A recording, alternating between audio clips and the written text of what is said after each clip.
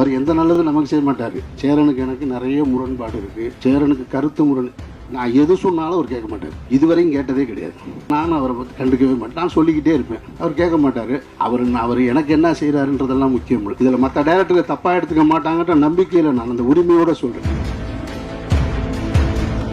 நிச்சயமா சொல்றேன், ஒரு 20 வருஷத்துக்கு முன்னாடி சரி, இப்ப இங்கிருந்து இப்ப இருக்கிற இயக்குநர்களையும் சரி, சாதித்த எல்லா இயக்குநர்களையும் சரி, இப்ப பாலாவாக இருக்கட்டும், சசிகுமார், நான், எனக்கு பின்னாடி வந்து இப்போ இன்னைக்கு இருக்கிற வெற்றிமாறன், மாரி செல்வராஜ், ராம், இவங்க எல்லாரையும் ஒரே தட்டில் வச்சா கூட சேரனுடைய சாதனைக்கு பக்கத்தில் கூட போக முடியாதுன்றது மறுக்க முடியாத உண்மை. இதில் மற்ற டைரக்டர்கள் தப்பாக எடுத்துக்க மாட்டாங்கன்ற நம்பிக்கையில் நான் அந்த உரிமையோடு சொல்கிறேன். படைப்புகளில் வீரியமாக இவரை விட அடுத்து வீரியமாக படம் பண்ணியிருக்காங்க. ஆனால் சேரன் தன்னுடைய அந்த கிளிப்பிங்ஸ் போட்டார் பாருங்க, இத்தனை விருதுகள், இத்தனை திரைப்படங்களில் நாயகன், இத்தனை படங்கள் தயாரித்தது,